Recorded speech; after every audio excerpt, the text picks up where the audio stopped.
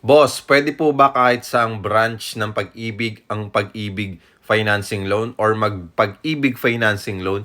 Actually, yes, Sir Aquarius. So kahit saan Pag-ibig branch po kayo, pwede mag-inquire for the Pag-ibig Financing. Pero kung bibili kayo ng property specifically sa isang tao, okay, for example, meron siyang binibentang bahay or condominium property or etc. kung ano mang property na gusto mong bilhin na through Pag-ibig Financing.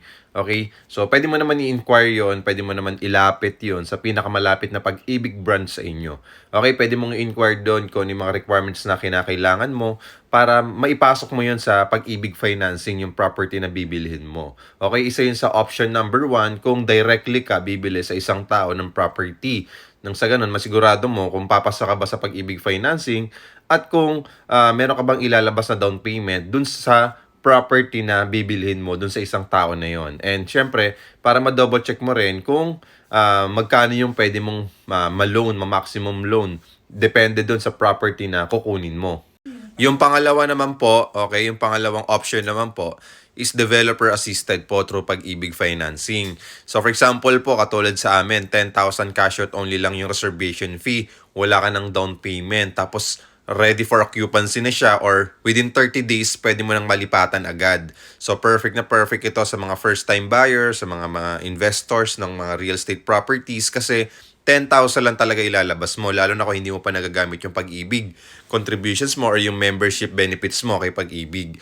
So, yung option number 2 is developer assisted through Pag-ibig Financing. Ibig sabihin po nun, hindi applicable dito kahit saang branch ka i-inquire for the Pag-ibig Financing. So, sa amin lang talaga po kayo mag-i-inquire. So, for example, gusto niyo po mag-avail ng 10,000 promo natin na 2-bedroom units or Tigis Extension Pasig na condo unit. So, hindi nyo pwedeng ilapit ito sa kahit saang branch na Pag-ibig. Kasi nga po, si developer na po ang magpa-process ng inyong Pag-ibig Financing kapag sa amin po kayo nag-avail ng property. So, dalawang klase po kasi siya. Number 1, kung direct sa tao kayo bibili. Pangalawa, sa developer kayo bibili through Pag-ibig Financing.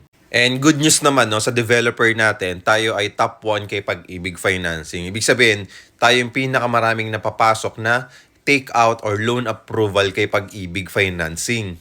Kaya naman legit na legit yung promo natin na 10,000 cash out only, no down payment, no spot down payment, no lump sum payment, no hidden charges. And within 30 days lang makakalipat ka na agad-agad. So ano pang inaantay mo, Sir Aquarius? Just follow me and message me. Punta mo yung aking TikTok account. Marami kang videos na mapapanood tungkol sa property na pinopromote natin na 10,000 cash out only through Pag-ibig Financing. And then puntahan mo na rin yung official Facebook account ko, Byron B. Dinopol. And then makikita mo yung profile ko, i-follow and message mo na rin ako. Nandito rin yung link sa aking official TikTok account. Maraming salamat po and God bless.